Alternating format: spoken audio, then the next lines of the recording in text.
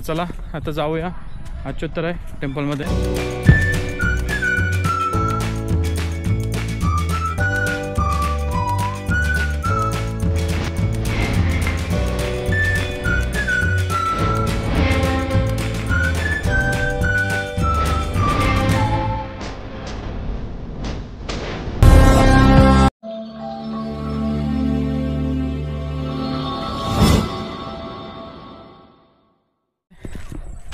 तर आता गाडी पार्किंगला लावलेली आहे आणि आता जाणार आहे वरती अच्युतराय टेम्पल बघायला आणि मग तिथून वराहा टेम्पल, मग त्यानंतर कोरायकल राईड करू, नदीमधली ॲक्टिव्हिटी। तर चला आता जाऊया अच्युतराय टेम्पलमध्ये। तर हा जो तुम्ही एरिया बघता ना, हा टोटल जिथून विरूपाक्ष मंदिर आहे ना त्याच्या समोरून जी बाजारपेठ सुरू होते ना ते पूर्ण इथपर्यंत पूर्ण बाजारपेठ होती। आणि हे बेसिकली कुठला कार्यक्रम असला राज्यात तर इथे व्हायचा आणि हे पूर्ण बाजारपेठ भरलेली असायची। तर खूप मोठी आणि लांब बाजारपेठ आहे आणि त्याच बाजारपेठेच्या मागून आहे रस्ता अच्युतराय टेम्पलकडे जायला। तर मित्रांनो, जसं आपण बाजारपेठीवरून मागून पायऱ्या चढलो, थोडी डोंगरवाट होती आणि त्याच्यानंतर हे अच्युतरायचं मंदिर येते आणि परत थोडासा खाली उतरायला लागते अच्युतराय मंदिरात जाण्यासाठी। तर अशी वाट आहे। तर चला बघूया अच्युतराय मंदिर कसं आहे। तर विरूपाक्षाच्या समोरून जी बाजारपेठ संपते आणि त्याच्या मागून जो आपण येतो ना तो रस्ता अच्युतराय टेम्पलच्या डाव्या हाताने जी कमान आहे तिथं येतो। तर ही आहे कमान ती, आणि आपण आता अच्युतराय टेम्पलमध्ये प्रवेश करतो आहे। तर ती जी आहे ते अच्युतराय टेम्पलचे पहिलं गेट आहे कमान, आणि हे आहे ते मेन मंदिराचे गेट आहे कमान, आणि हा आहे मंदिर, हा मंदिर आहे अच्युतराय, हा आहे मंदिराचा परिसर। तर हा नॉर्मली मंदिराच्या बाहेरचा मंडप आणि हा थोडा गर्भाशय आहे मंदिराच्या आधी, आणि याच्या मागे आहे ते अच्युतरायांच्या टाईमला बनवलेलं मंदिर आहे। तर त्याच्यावरून यांना अच्युतराय टेम्पल असे नाव पडलेलं आहे।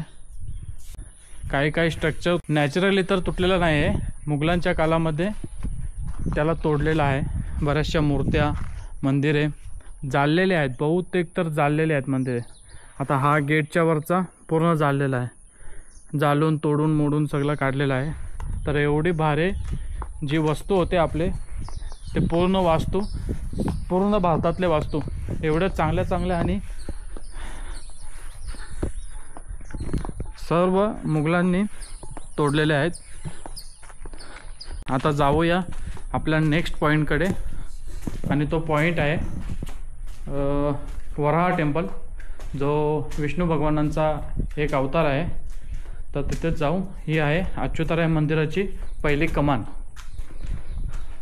तर जाऊया आता वराहा टेम्पलकडे, जो इथून सरळच जातो।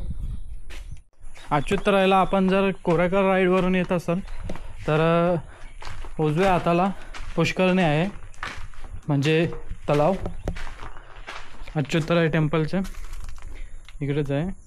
तर असा आहे पूर्ण भोवतालून आधीचे पूर्ण असे जो हा स्ट्रक्चर आहे ना, असा स्ट्रक्चर पूर्ण पुष्करणीच्या भोवतालून होता। तर तो मोडलेला आहे, तोडलेला आहे, सांगायची गरज नाही कधी मोडलेला असेल आणि कोणी मोडलेला असेल।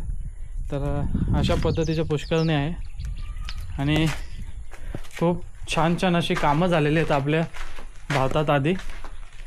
तर आताच्या टाईमला आपल्याला एवढेच बघायला भेटतं आहे, कारण आपल्या आधीच्या काळात खूप लढाया झालेल्या आहेत, खूप राजांच्या। परत एक गोष्ट आहे ती सगळ्यांना माहीत आहे की धर्मावर अत्याचार, मंदिरांची तोडफोड, मूर्त्यांची तोडफोड झालेली आहे। खूप झालेली आहे. आपल्या भारतामध्ये जी हिंदू सनातन धर्मामधले मंदिरं वगैरे आहेत, एवढी भारी भारी मंदिरं आहेत. परत तसंच झालं तर गुफा आहेत, लेण्या आहेत, एवढ्या भारी भारी बनवलेल्या होत्या की नंतर त्या मुघलांद्वारे तोडण्यात आल्या, जाळण्यात आल्या. बरेचसे मंदिरांचे काम हे जाळूनही उद्ध्वस्त केले आणि तोडूनही उद्ध्वस्त केले. हा आहे वराह टेम्पल याचा गेट. तर थोडा फिरून असा एंट्री बघूया आणि मंदिर कशा पद्धतीत आहेत, कुठल्या अवस्थेत आहे ते बघूया.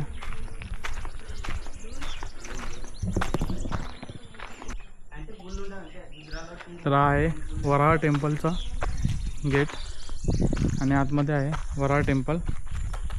सध्या बंद आहे आणि त्याच्याच डाव्या साईडला आहे नदी आणि हे पहा खारुताई.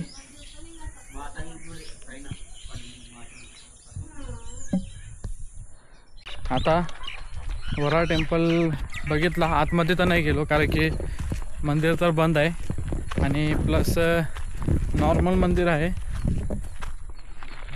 तर आता चाललो आहे कोरेगाव राईड. जी ॲक्टिव्हिटी आहे नदीमधली, असा गोल परडीसारखं असतं ते, त्याला साईडने ताडपत्री लावतात आणि त्याच्यात आतमध्ये नाही तरी पण 6 ते 7 जणं बसू शकतात, एवढी असते ती मोठी. तर त्याच्यात आपल्याला ते नदीमध्ये फिरवतात. तर बघूया पर पर्सन कसे फेर आहेत आणि किती टाईम ते फिरवतात. तर चला जाऊया कोरेगाव राईडला. तर अच्युताराय टेम्पल जवळून जर उजव्या हाताने आलं म्हणजेच वराह टेम्पलच्या मागून, तर इथं आहे कोरेगाव राईड, इथं असतं. तर जाऊया तिथं आणि बघूया किती घेतात पर पर्सन आणि फिरूया, नदीची एक सैर करू. मित्रांनो हे आहे शिवपिंडी आणि त्याच्या बाजूला बरोबर शिवपिंडीला नमन करताना असे मूर्ती कोरलेले आहेत.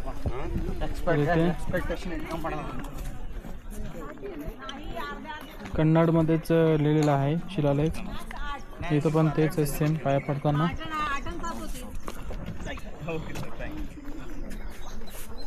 आणि इथं आहे हे बघा, अशा पद्धतीचे बोट टाईप आहेत ते बनवलेले आणि त्या एका ह्याच्यात 7 ते 8 जण बसतात आणि ही नदीची सैर करवतात ते. तर चला बघूया की किती आहेत ते पर पर्सन. हे आहे मित्रांनो कोरेगाव राईड आणि अर्धा तासाचे 500 रुपये आहेत पर पर्सन. इथं ते आपल्याला 2 टेम्पलची माहिती देतील नेऊन आणि रिटर्न येऊन सोडतील. तर खूप चार्जेस आहेत. पानी का वजह से पूरा खंडित हो गए, तो इसलिए पूजा नहीं होगा. ये ना 15वीं सेंचुरी पे बिल्ड हो गए. और आपको वहाँ पे एक बड़ा वाला नंदी दिख रहा है, देखो जो ऊपर दिख रहा है ना नंदी, उसका अपोजिट में ये पत्थर दिख रहे हैं. इसका पीछे ना 1108 शिवलिंग है. हाँ हाँ वो एक पत्थर पे उसका नाम बोलते कोटिलिंग. बट मित्रांनो कोरेगाव राईडचा आपला झालेला आहे टाईम अर्धा तास. तर नेली त्यांनी थोडीशी 2-3 मंदिरांची इन्फॉर्मेशन दिली. तर आता संपलेली आहे आपली कोरेगाव राईड. आता जाऊ तिथं उतरू आणि मग विरूपाक्ष टेम्पल जाऊ, थोडे फोटो काढू आणि मग तिथून डायरेक्ट जिथं स्टे करतो तिथं जाऊ. तर मित्रांनो अशाच पद्धतीने कोरेगाव राईड संपून आता आपल्या ब्लॉगचा एंड करतोय मी, आजचा पहिला दिवसाचा. आता भेटू डायरेक्ट उद्याच्या ब्लॉगमध्ये. तर चला गुड इव्हनिंग.